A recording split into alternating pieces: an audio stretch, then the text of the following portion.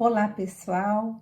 Hoje é dia de comentar mais um capítulo da obra Amor, Imbatível Amor, da série psicológica de Joana de Ângeles, psicografada por Divaldo Pereira Franco.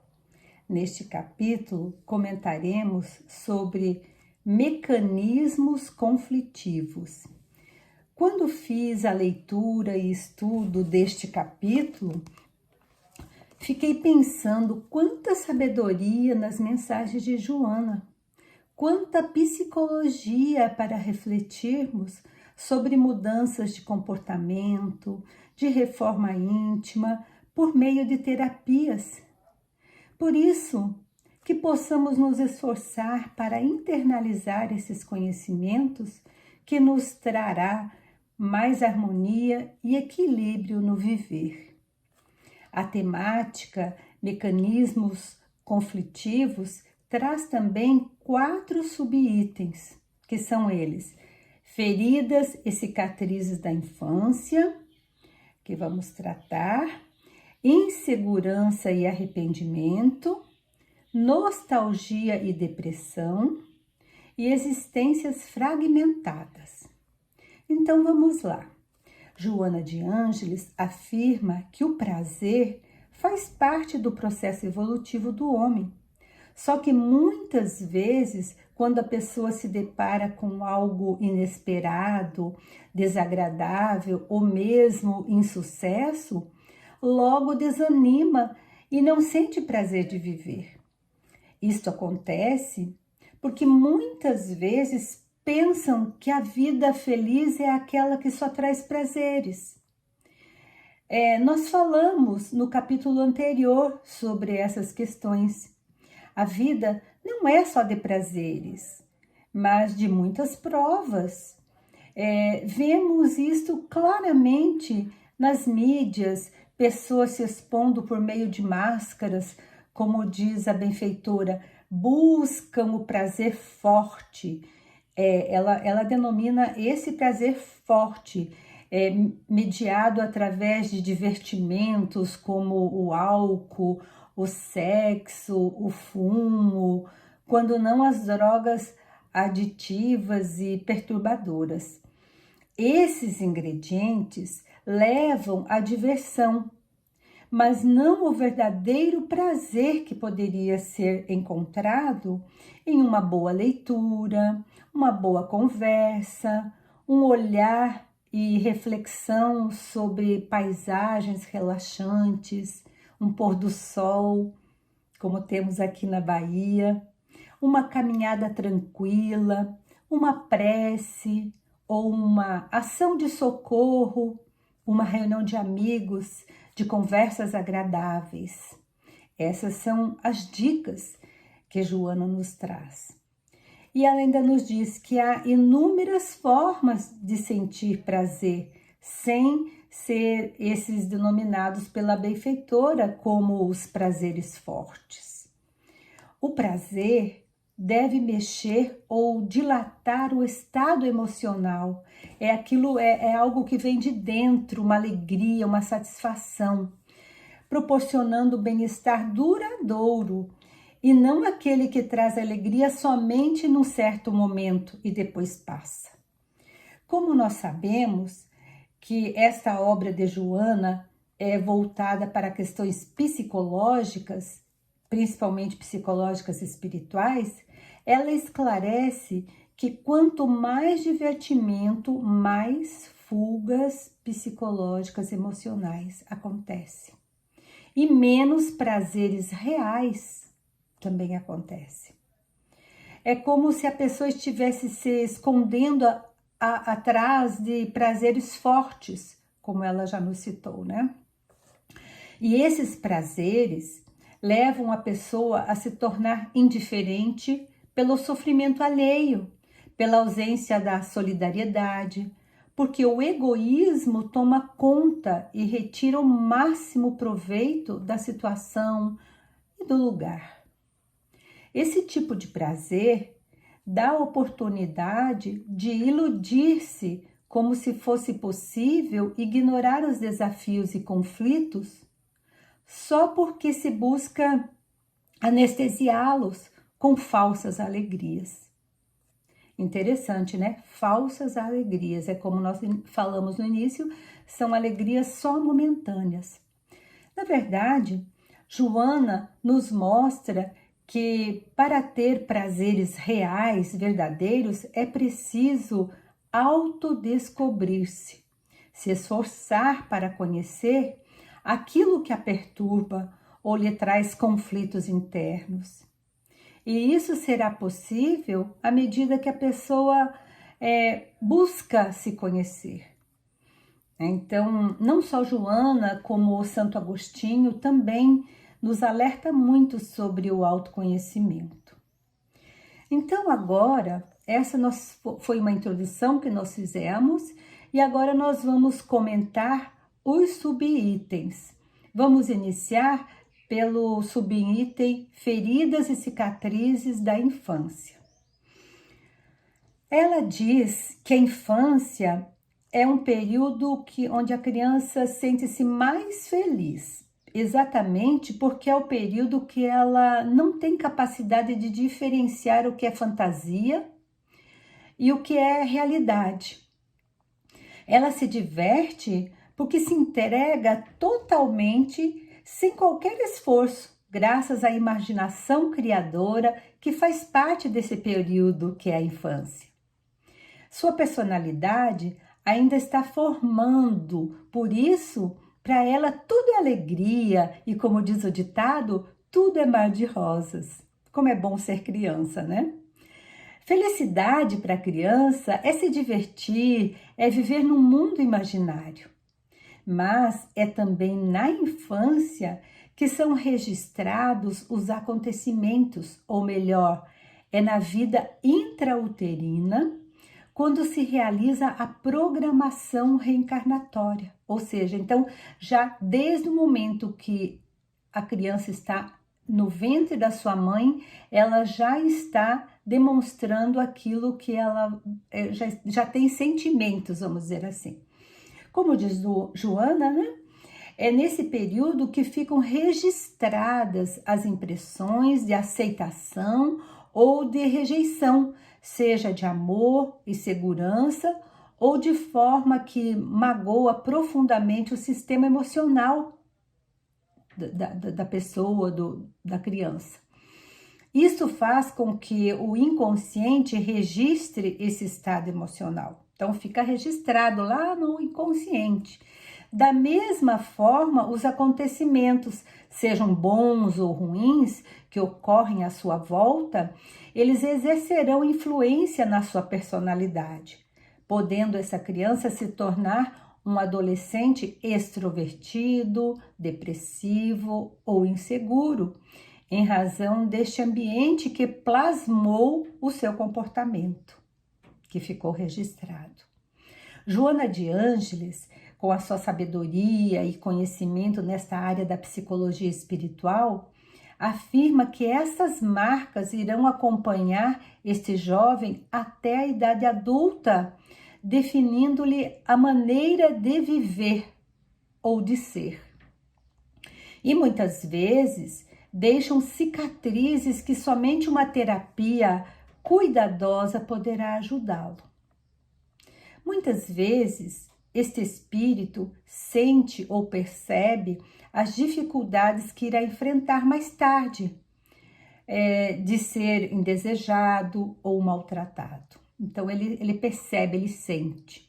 Isso acontece muitas vezes quando são levados a renascer de forma imposta e de poder reparar esses pesados compromissos. Então, quando a programação acontece e é imposto para que a criança venha, renasça naquela família com aqueles compromissos, isso também pode trazer algumas insatisfações, alguns medos e inseguranças. Mas as bênçãos de um filho renovam os anseios, porque é conquista dos pais para desenvolverem os sentimentos de devotamento, abnegação e amor. Tem uma passagem no Evangelho que fala exatamente sobre esse tema. Todos nascem, como diz Joana, para ser feliz. No entanto, emocionalmente enfermos, porque muitas vezes mães dominadoras, castradoras, pais negligentes, indiferentes ou mesmo violentos, frustra os anseios e a liberdade e a felicidade da criança. No entanto, a sociedade terá que atender ou preencher esses espaços deixados pela ausência de amor da família. Na educação escolar, na convivência do grupo ou mesmo no desenvolvimento de autoafirmação de cada um. Por isso, Joana nos alerta para a necessidade do equilíbrio do adulto, seja dos pais, dos avós, parentes próximos ou mesmo do professor, que pode funcionar como orientador de valores existenciais e do objetivo da vida. Então, pensando bem, vamos mostrar que o adulto, ele é o adulto da relação, então ele pode, vamos dizer assim, amenizar as situações de uma criança ou de um adolescente. Isto poderá ajudar na cicatrização das feridas, bem como a compreensão dos direitos e deveres da fraternidade. Sendo que a segurança afetiva, da harmonia interior e a lealdade podem contribuir para a melhora desta ferida emocional. E como ressalta a benfeitora, o dar-se, que se refere no Evangelho, é a melhor metodologia para alcançar a harmonia. Quão significativa essas explicações a respeito da infância trazida pela benfeitora. Pois é, então é isto que ela nos traz sobre este item. Agora nós falaremos e apresentaremos o item 2, que ela fala sobre insegurança e arrependimento. Nesse item, Joana aborda que a criança mal amada, que sofre por violência física e psicológica, vê o mundo e as pessoas ao seu redor de uma forma distorcida, ou seja, seu sentimento será sempre negativo e lhe causa pavor. Essa sensação lhe acompanhará por longo período, sendo por toda uma existência, na qual perturba sua conduta, trazendo-lhe insegurança e culpa sem sentido e ainda mais preocupante, negação de si mesmo. Não se aceita, não se ama. Seria o caso de ter esta ausência da autoestima e fica registrado no seu inconsciente constantes arrependimentos. Então, nessa instabilidade emocional, sem alguém em quem confiar e a quem entregar-se, a criança constrói o seu mundo de conflitos e nela se encerra por receio de ser ferida e desconsiderada. Por isso, evita de participar da vida normal para poupar-se de sofrimentos e ser desprezada. Vejam que interessante, né? Todo esse sentimento que a criança sente e que a gente muitas vezes não sabe como lidar. Então, por isso, Joana está aqui nos alertando, nos mostrando. Quando nós falamos que a doutrina espírita ela é esclarecedora, consoladora, temos aí a prova disso. Joana, um espírito iluminado, nos trazendo tantas informações importantes para que a gente entenda um pouco mais esse processo reencarnatório, né, do ser, da criança.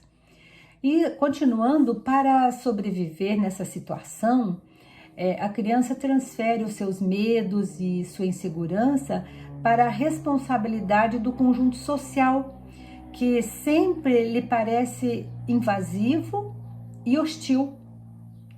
As agressões de todos os matizes levam a patologias de inúmeras ordens. Patologias de inúmeras ordens, ou seja, desenvolve várias doenças. A violência urbana, muitas vezes, é devido ao desrespeito às leis. Tratam-na de forma injusta que apenas favorece uns e menosprezam outros.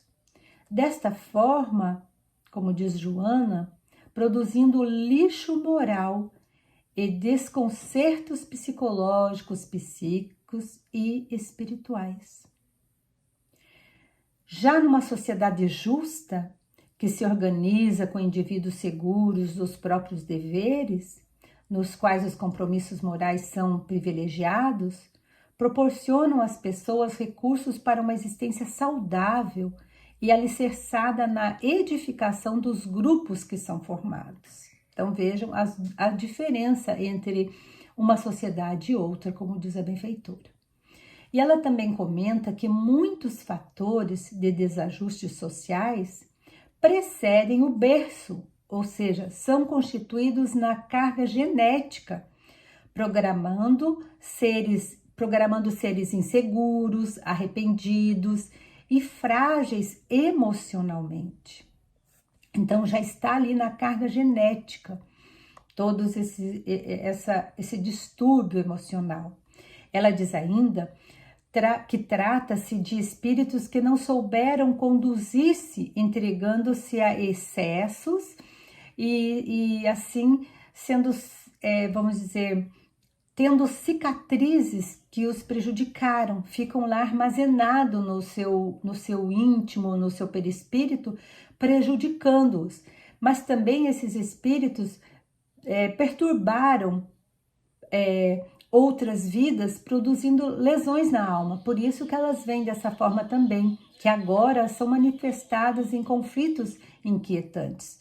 Então, é aquela questão da lei da causa e efeito, uma coisa gera outra, né? Porém, como diz Joana, somente através de uma constante construção de ideias positivas e estimuladoras será possível uma terapia eficiente, na qual o paciente deve se entregar a um clima de confiança, trabalhando as lembranças, tudo aquilo que ela armazenou, né? Aquelas lembranças traumatizantes, recordadas e preenchendo o consciente atual, com perspectivas que farão arquivar lá no íntimo da sua alma uma nova proposta de felicidade, que vai trazer mais alegrias, né? Essa programação da mente, então vejam que tudo está na mente, é preciso trabalhar a mente, é preciso tirar esses sentimentos que estão ali registrados, armazenados. Por isso que a Joana nos diz que essa programação da mente torna-se essencial para a conquista da segurança e da paz. Então vejam que muitas das nossas doenças, dos nossos desequilíbrios, tem que ser retirado não de fora para dentro, mas sim de dentro para fora. E ela termina esse item convidando a uma profunda reflexão acerca das inseguranças e arrependimentos de maneira edificante, ou seja, procurando tirar o melhor proveito de tudo o que aconteceu sem culpa, pois é o período que cada um vai se dispor a superar tudo aquilo que desagrega a sua personalidade. Então, é interessante a gente refletir sobre essa situação. Agora, nós vamos passar para outro item que Joana comenta aqui nesse capítulo, que fala sobre a nostalgia e depressão. A benfeitora inicia apontando que o ser humano, sendo vitimado pela insegurança e pelo arrependimento, torna-se joguete da nostalgia, ou seja, da tristeza e, consequentemente, da depressão. Ou seja, a tristeza, a nostalgia gera ou leva à depressão.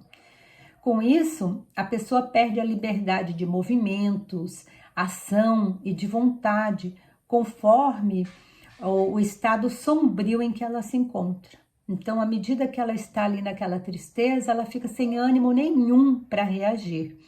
Essa tristeza, ela reflete evocações inconscientes que parecem ter sido ricas de momentos felizes, que não mais se experimentam. Então, é uma situação assim, tinha momentos felizes e aquilo ali acabou. Essa situação pode ser de existências anteriores do espírito, que no momento revive no seu íntimo. Então, muitas vezes, não são coisas da vida, dessa existência atual, mas são coisas que aconteceram no passado que ficam registrados. Então, essa situação de reviver, né, toda essa situação, traz, vamos dizer assim, traz dores, né? E não sendo que a pessoa não pode mais desfrutar essa felicidade aparente e atual, né? Porque toda perda de bens e dádivas, de prazer e de glórias que não retornam mais, elas produzem no ser essa tristeza, essa nostalgia. Esses acontecimentos incorporados no dia a dia geram tristeza e pessimismo, tornando-se distúrbios que agravam o comportamento emocional. Joana afirma que a depressão é sempre uma forma patológica do estado nostálgico, né? Ou seja, é uma forma com que essa doença é pela tristeza, né? Acontece pela tristeza. Esse desfalecimento emocional também atinge o corpo físico, já que esses se entrelaçam, né? Então, os fenômenos físicos e psicológicos estão ligados, não tem como separar. Então, a doença que acontece na alma atinge também o corpo físico. Por isso, a depressão é acompanhada quase sempre da perda de fé em si mesmo, nas demais pessoas e em Deus. A depressão, quando iniciada, se apresenta como desinteresse pelas coisas, pelas pessoas que antes tinha ligação, desinteresse das atividades que estimulavam. Então, na verdade, desinteresse pelo sentido da vida. E à medida que se agrava, a alienação faz com que as pessoas se encontrem em um lugar onde não está a realidade. Mas a benfeitora esclarece que a grande maioria das pessoas em estado depressivo pode conservar a rotina da vida. Mesmo estando doente da alma com a depressão, ela continua a viver, embora sobre fortes ou expressivo esforço e acreditando ser incapaz de resistir à situação desagradável por muito tempo. Então ela continua a viver, mas com muita fraqueza, né? Ou seja, com muita indisponibilidade de viver. Quando a pessoa se encontra nesse estado emocional, ela se entrega. Mas aí Joana vem nos dizer que quando a pessoa encontra um estado emocional saudável e vive a dor, a tristeza, a nostalgia, a ansiedade, como, vamos dizer assim, na verdade, abrindo aqui um parênteses, na verdade, todas as pessoas estão sujeitas a passar por essa situação. Ela diz assim que, porém, são consideradas normais dentro do cotidiano da vida, né? Mesmo passando por todas essas dificuldades. Mas quando essas ocorrências produzem infelicidade extrema, eis a depressão, tomando conta da pessoa, trazendo a ela a chamada doença emocional. Por isso, Joana alerta que no processo depressivo pode ocorrer o fenômeno obsessivo. Esses vinculados um ao outro, ou seja, a depressão e a obsessão estão enlaçadas. E esses processos podem abrir espaço ao suicídio ou também a transtornos psicóticos. É importante que a pessoa se encontre nessa situação, entenda que ela não é doente e que se encontra em fase de doença. É importante também que ela entenda que precisa trabalhar seus pensamentos sem autocomiseração, ou seja, sem o sentimento de dó de si mesmo, sem a autopunição, para que possa, assim, reencontrar o sentido da vida. A benfeitora esclarece que para isso é preciso esforço pessoal, pois sem esse esforço dificilmente ela encontrará a forma ideal para o reequilíbrio, mesmo com o tratamento terapêutico e medicamentoso. Esse esforço, como diz ela, leva a pessoa a ter encontro com a sua consciência. Olha que interessante isso. Ela se esforça para ter um encontro com a sua consciência no processo evolutivo, pois este leva à libertação das ideias fixas depressivas de autocompaixão, trazendo renovação mental e ação construtora. Aí eu vejo a chave do que Joana quer nos mostrar, que é preciso então que a pessoa tenha consciência, retire dentro dela, se liberte dessas fixações, né, dessa compaixão de si mesmo.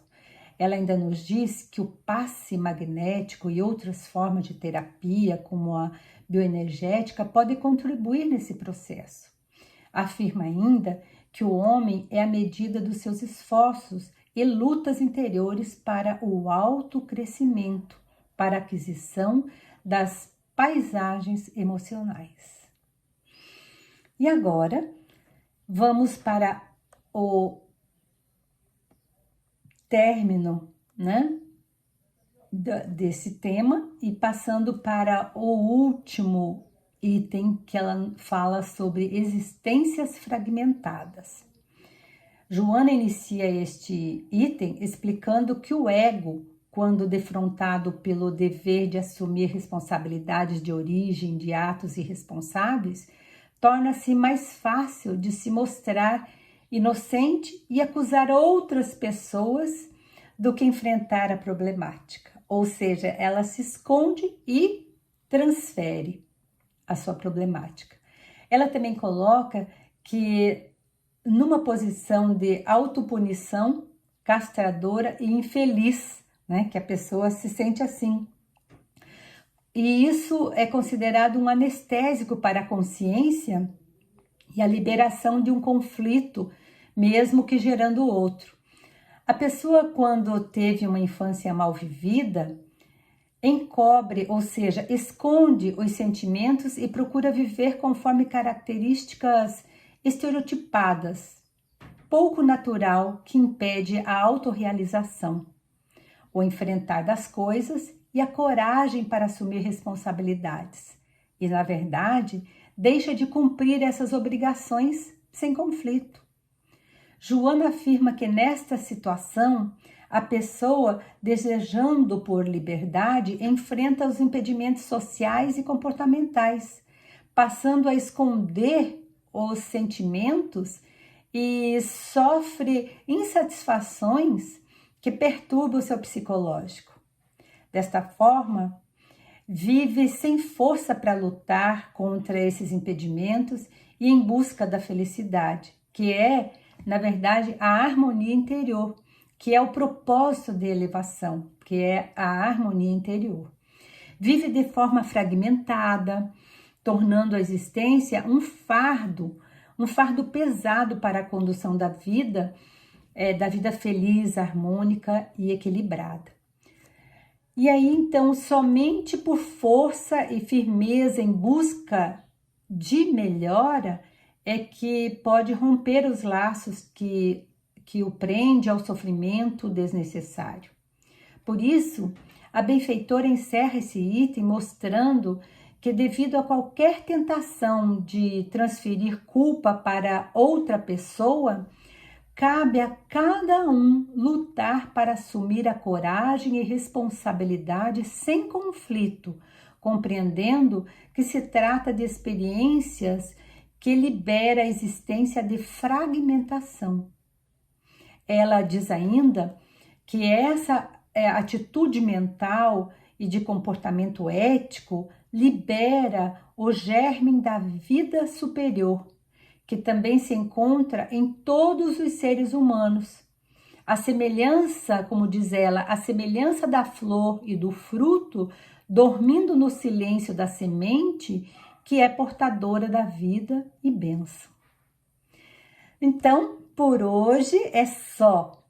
Procuremos refletir sobre todos esses nobres ensinamentos que a benfeitora nos trouxe nesse capítulo.